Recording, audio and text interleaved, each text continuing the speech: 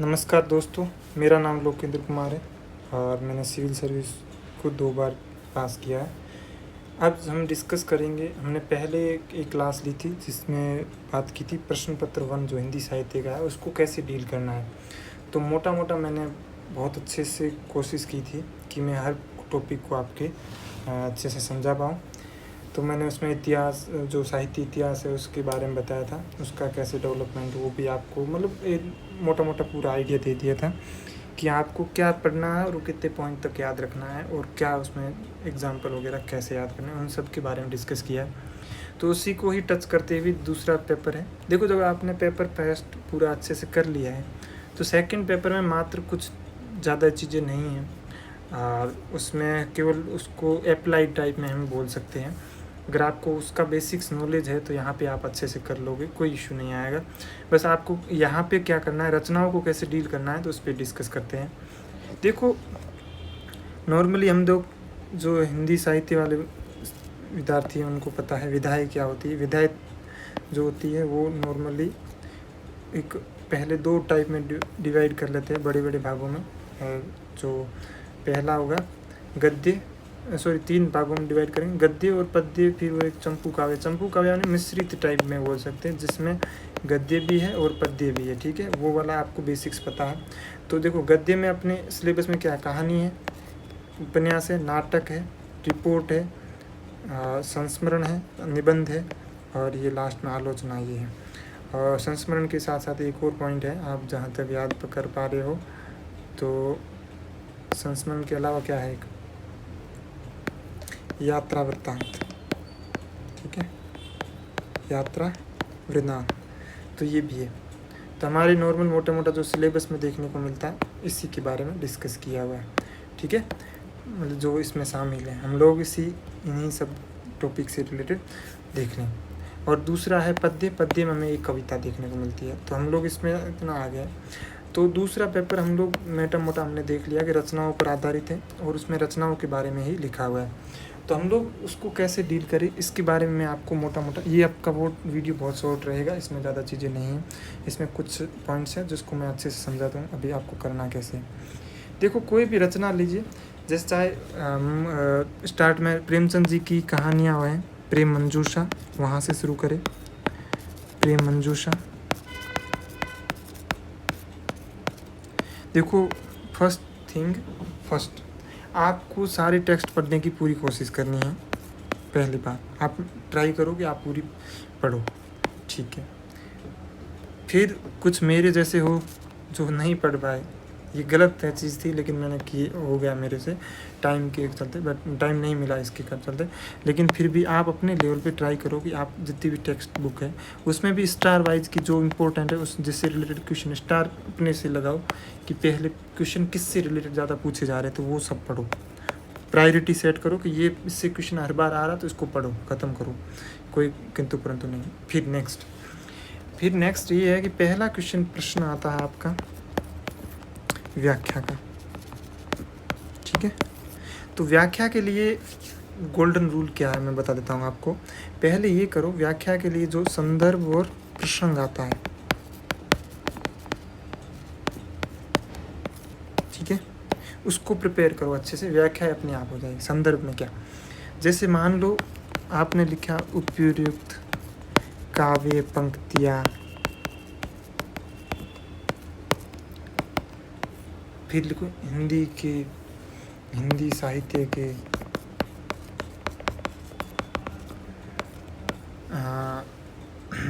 ऐसे मान लो अगर किसी साहित्यकार की विशेषता लिख रहे हो तो साहित्यकार के जो भी उपमाएं दी, जैसे निराला साहब की क्या है उपमा, राग विराग की कवि, या बिंब सम्राट, वहीं राम की शक्ति पूजा अगर मान लो उसकी है, उसके लिए क्या बोला जाता है, इस रचना की क्या विशेषताएं है कि जो भी सुमन राज्य जी ने बोला, शायद यहाँ तो याद आ रहा मुझे, सुमन राज्य जी ने क्या बोला, ये शक्ति काव्य का आदर्श माना है इसको, तो इसको भी साथ में डालो।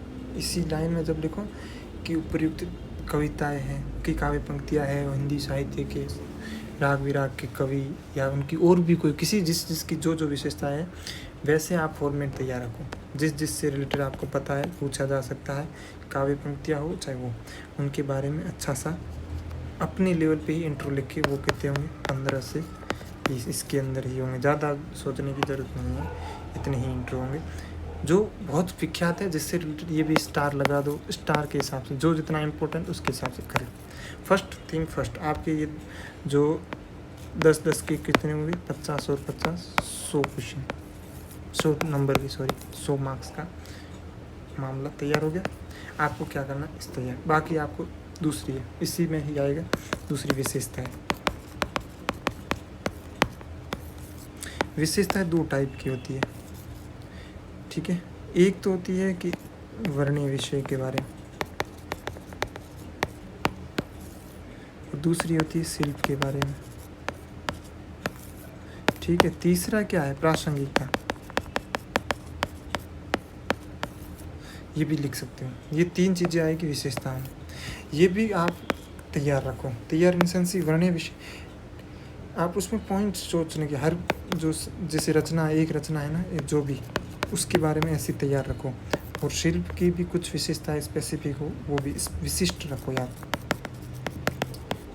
विशिष्ट कोई जानकारी हो जो आप पढ़ते पढ़ते, कभी मान लो आपने किताब पढ़ी, जो भी नहीं, मेन टेक्स्ट पढ़ लिया, जो आपकी मेन टेक्स्ट है वो पढ़ लिया, उसमें जो आपको लगा कि ये विशिष्ट, वो चाहे शिल्प की हो या चाहे जो वर्णीय विषय की, वो दोनों लिख के रख लो, ठीक है। तो आपका मोटा मोटा हो गया। पहले संदर्भ उसका भी बता दिया, संदर्भ के लिए बोल दिया, किस से लिया हुआ वो बता दिया, फिर विशेषताओं के रिलेटेड बता दिया। जो बाकी व्याख्या है वो हमेशा वेरी करेगी, लेकिन वो आपको एक जनरल परसेप्शन दिखाना। अगर आप रचनाओं को पढ़ लोगे तो आप जो मेन टेक्स्ट बुक है वो अगर आप पढ़ लोगे तो आपको मोटा मोटा उसका बैकग्राउंड पता चल जाएगा। क्या चल जाएगा, बैकग्राउंड, कि ये लाइन किसने बोली थी और क्यों बोली थी, ये पता चल जाएगा। तो आप वो उसमें लिख देना, ठीक है। आपको मोटी मोटी बात समझ में आ गई होगी मैं क्या कहना चाह रहा हूँ, ठीक है। अब नेक्स्ट बात हो गई, जब आप ये कर लोगे तो आपका 100 नंबर का पेपर हो गया, ठीक है। क्या हो गया, 100 नंबर का हमने पेपर कंप्लीट कर दिया इस बात से कि कैसे करना है। फर्स्ट थिंग फर्स्ट, बाकी आपको बुक पढ़ने की कोशिश करो। जो फिलोसॉफिकल बात, थोड़ा PYQ देखो, उसमें जिस टाइप की पहले पूछे गए हैं व्याख्या के लिए, वैसे जो पंक्तियाँ वो छांटने की कोशिश करो। वहाँ पे जो भी टिक लगा दो। जब एग्ज़ाम हो उससे पहले एक बार और देख के चले जाना, और आपको काफ़ी इससे हेल्पफुल होगी। पहले पढ़ो तब उसमें टिक लगा देना, आपको लग रहा है फिलोसॉफिकल बात। दूसरी बात, अब पहचानने के लिए थोड़ी बहुत टेक्निक्स है। अगर मान लो मुझे बोलोगे आपने नहीं पढ़ा कैसे, तो मैं उसमें मैक्सिमम भाषा पे जाता था, और मुझे क्या है, सबका सारांश पता था। तो मैं सोचता था कि इस कंटेक्स्ट में किसने बोला। अब जैसे कविता से रिलेटेड है ना, एक कन्फ्यूजन है कि कविता के बारे में स्कंदगुप्त में भी बोला हुआ है, कविता के बारे में आषाढ़ के एक दिन के में भी बोला हुआ है, और कविता के बारे में जहाँ तक गोदान में भी बोला हुआ है। तो आप एक बार कंटेक्स्ट देख लेना कि गोदान में किस परिप्रेक्ष्य में बोला हुआ है, परिप्रेक्ष्य क्या है, कविता की क्या विशेषता बताई हुई है, क्या बोला हुआ है वो है। वहीं सब में तीनों किस परिप्रेक्ष्य में क्या परिप्रेक्ष्य था जिसके बारे में चर्चा की गई है, वो आप याद रखना सबके आगे। अगर जैसे ही मान लो कभी एक शॉर्ट नोट्स भी आप ज़्यादा कहते हो ना कि शॉर्ट नोट्स कैसे, जैसे मान लो गोदान में क्या, तो बोलना कविता के बारे में क्या बताया गया, कि कविता की विशेषता बताई गई है, जिसमें कुछ ऐसी विशेषता है जो आप हिंट कर लो कि ऐसी विशेषताओं के बारे में जानकारी मिलती है। तो जब भी मान लो कविता के बारे में ऐसा, हाँ कविता क्या है उसमें भी है, तो कविता क्या है उसमें कैसी बातें की हुई है, बाकी चीज़ों में कैसी हो सकता है कवि का, जैसे मान लो ये कुछ विशेषता है वो इन रचनाओं बोले, जो बाकी बची वो कविता क्या है उसमें होगी। समझ में आ गई बात, तो इस टाइप में हो गया। तो मोटा मोटा आपका अभी मुझे जो समझ में आया ये कर लो। जो 100 नंबर का मसाला है उसके लिए ये काम मोटा मोटा करना। आपको भाषा से समझो, कुछ स्टोरी सारांश याद कर लो, कुछ जो कि लिखने के लहजे से अगर आपको समझ में आ रहा तो वो भी ट्राई कर सकते हो। तो ऐसा, तो हमने मोटा मोटा जो 100 नंबर का मसाला था व्याख्या से रिलेटेड ये हो गया, ठीक है। फिर हम बात करते हैं नेक्स्ट किस पे डिस्कस करते हैं, नेक्स्ट करते हैं बाकी रचनाओं में रिलेटेड क्वेश्चन, ठीक है। प्रश्न ठीक है। रचनाओं से संबंधित प्रश्नों को अगर डिस्कस करना है तो हम लोग बात करते हैं, इसमें क्वेश्चन 2 टाइप के आते हैं। एक तो आता है वर्णीय विषय या संवेदना, ठीक है, इससे। दूसरा आता है कला पक्ष या शिल्प, ठीक है। एक तो वर्णीय विषय हो गया और दूसरा हो गया कला पक्ष। इन दोनों से बाहर कुछ नहीं आएगा, जो मैगजीन पूछा जाएगा इसी से रिलेटेड। तो हम लोग पहले बात करते हैं वर्णीय विषय पे। तो आप क्या करें, जो बड़ी बड़ी रचनाएं हैं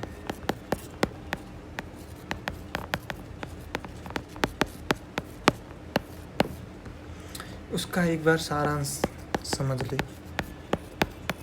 जैसे मान लो गोदान है, गोदान में जिस चीज समस्या, जैसे किसान समस्या, ठीक है, किसान में विशिष्ट समस्या क्या है, स्पेशल ऋण जाल। तो उसमें एग्जाम्पल बताओ कि किस तरह होरी का ऋणग्रस्त होना, ये दिखाया हुआ। उसका ही कोई कंटेक्स्ट याद है, जब कैसी घटना हो रही तब वो डिस्कस कर रहे हैं, या फिर ये बताओ। ये तो जो ऋण जाल वाला मैं बहुत बेसिक बात बता रहा हूँ, क्योंकि होरी ने कई बार बताया कि इस बार ऋण छूट, जान छूटे, ऐसे बहुत बार। तो हम लोग ये केवल एक जनरल पॉइंट है जो आपको मिल जाएगा आराम से। ऐसे ही और भी कई समस्याओं के बारे में, जैसे दहेज प्रथा हो गया या अंतर्जातीय विवाह हो गया। तो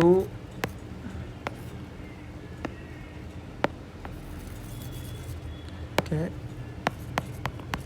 अंतर्जातीय विवाह ऐसी है, इनके बारे में हो, दहेज प्रथा हो, इन सब के बारे में जहाँ जहाँ डिस्कस किया उसको बताओ। कि सरोज वगैरह उनका कोई कन्वर्सेशन था या किसी और, जो भी इनमें डिस्कशन से रिलेटेड जो भी था उनको चले जाए। पत्रकारिता से रिलेटेड होता, जो काफ़ी स्टोरी में फेमस है कि जिस कोई दूसरों को मैं उनको लूट रहा हूँ, जो लोगों को लूट रहे हैं, तो मुझे ज़्यादा शांति मिल रही है, वो वाला स्टेटमेंट। तो जो औकारनाथ का कौन सा कंटेक्स्ट है, जब तो स्पेसिफिक याद रखो कि वहाँ पे डिस्कस कर रहे तभी हमें झलक रहा है कि पहली बात ये, क्योंकि एक क्वेश्चन आएगा 15 और 20 नंबर में, इससे छोटा आएगा नहीं। तो आपके पास एटलीस्ट 10 पॉइंट होने ही चाहिए। ट्राई करो कि 10 पॉइंट तक, 7 से 10 से मिनिमम बोल रहा हूँ 7, और मैक्सिमम नहीं बोल रहा हूँ, मिनिमम 7 है किसके, 15 नंबर वाले क्वेश्चन के लिए, और मिनिमम 10 किसके लिए, 20 नंबर वाले क्वेश्चन। अगर 2 बार घुमाया हुआ है तो भी ठीक है। जैसे मान लो किसी ने, ये मैं कई बार बोल चुका हूँ कि दिव्या, जो मान लो दिव्या वाला जो उपन्यास है, वो ना केवल स्त्रियों की समस्याओं को दिखाते हैं, बल्कि तत्कालीन समाज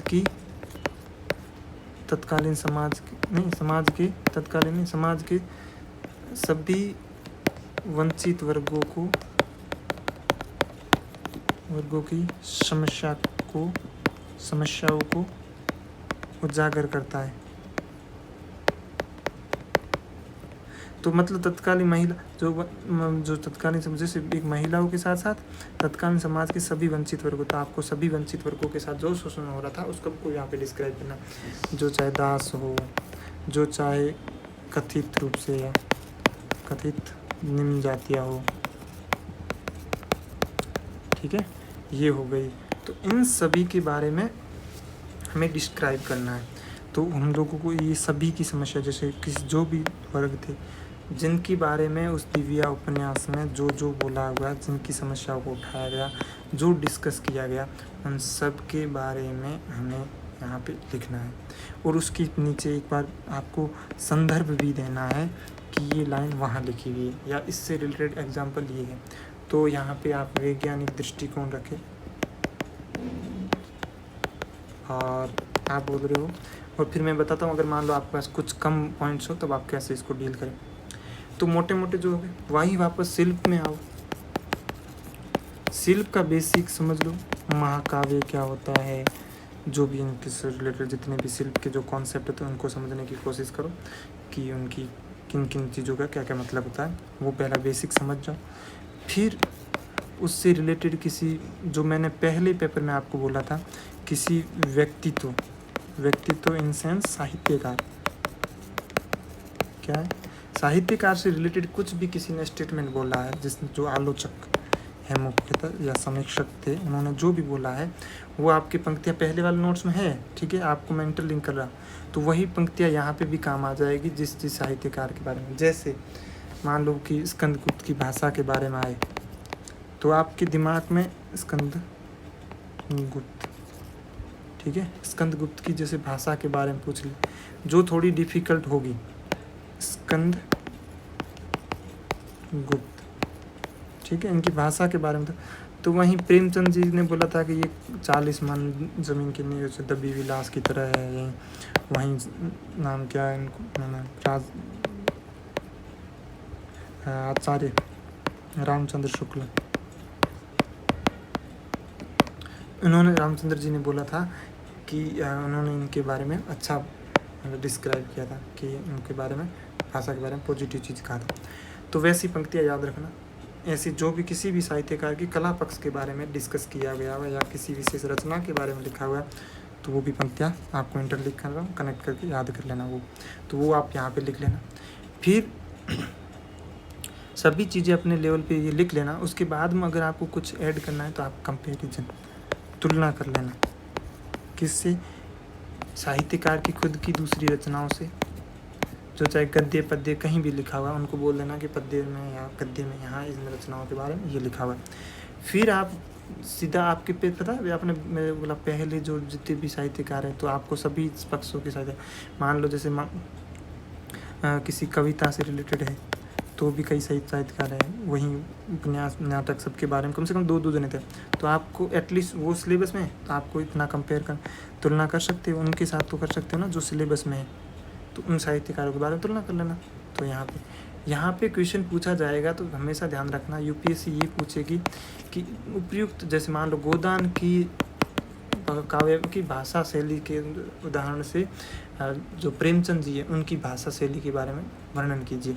तो गोदान का तो इन्होंने रेफरेंस दे दिया, हमेशा क्वेश्चन आएगा तो किसी एक इस रचनाओं के कंटेक्स्ट में ही आएगा।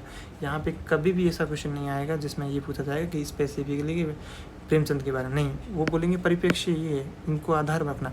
तो जब ये आधार रख रहे हो तब आप तुलना भी कर सकते हो, जो आपका पहले वाला पेपर का नॉलेज है वो यहाँ पे यूज हो जाएगा, तो आप इसको ध्यान रखिए।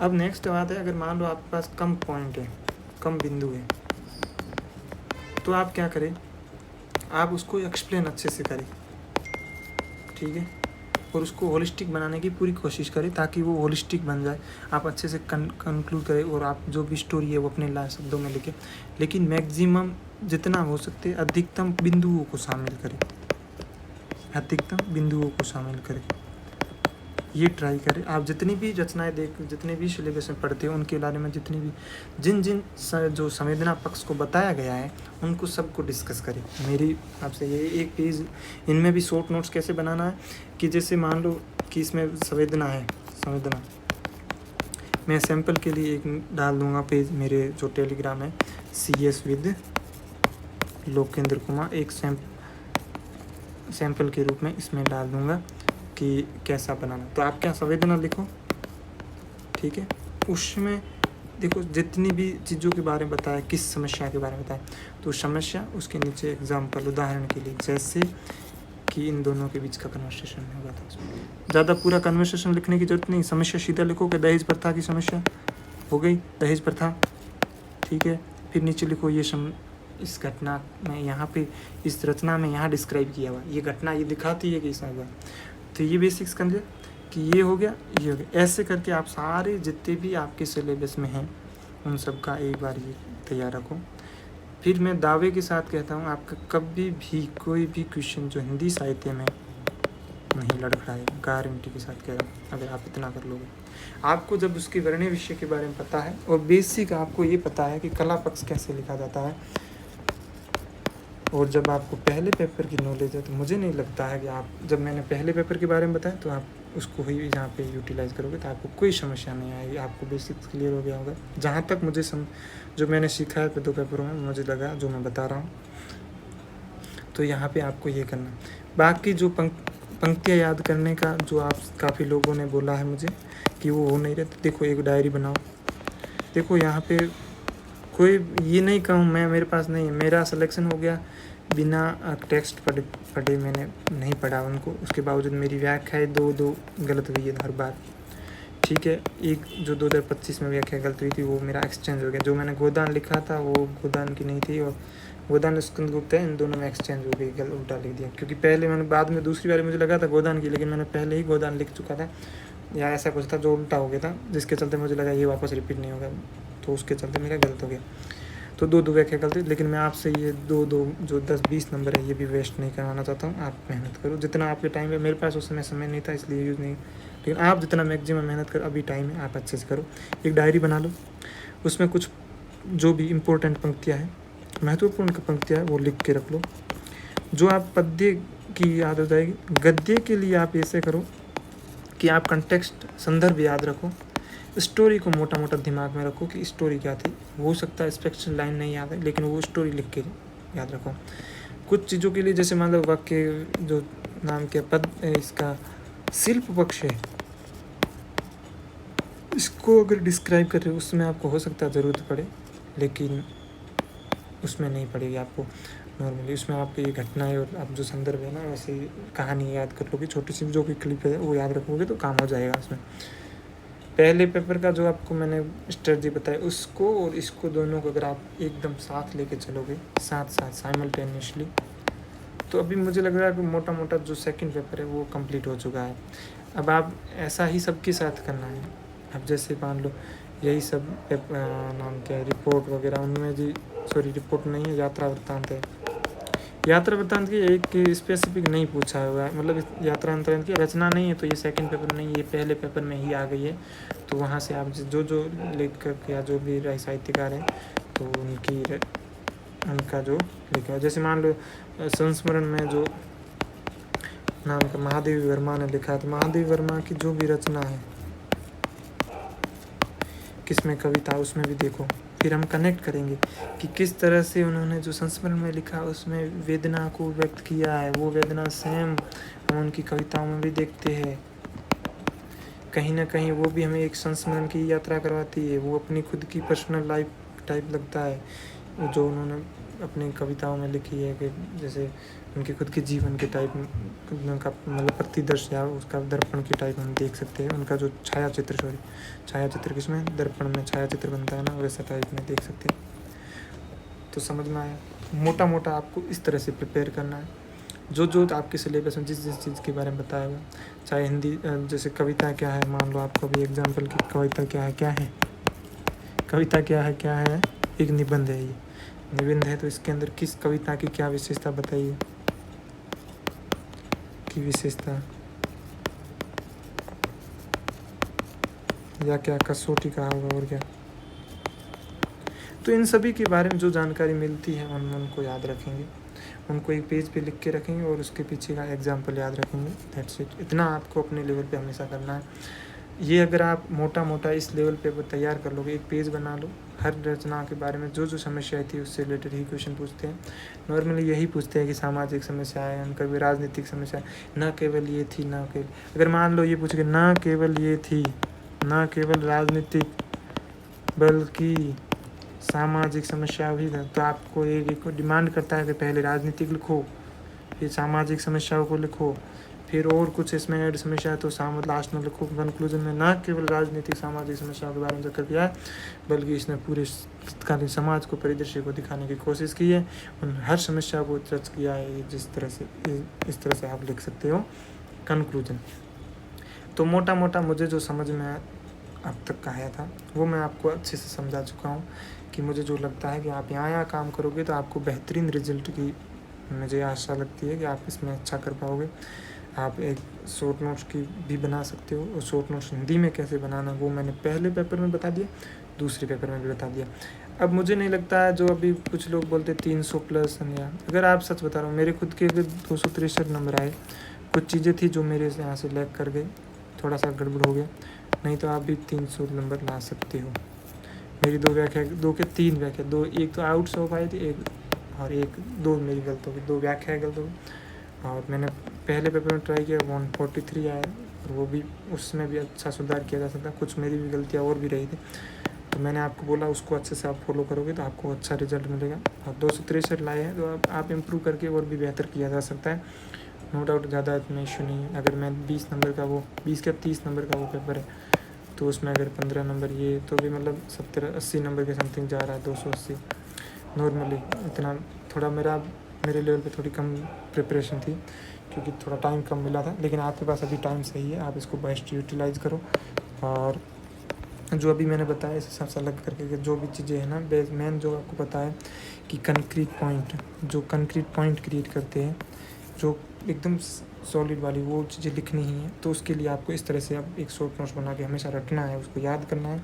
जैसे ही आए सीधा 5 के 5 7 के 7 पॉइंट एकदम लिख के निकलो, फटाफट निकाल दो, फिर बाद में आगे देखना कि कैसे होगा। जो आपने अपने लेवल पर जो मेहनत करो उसको हाथों यूटिलाइज़ करो उस पेपर में।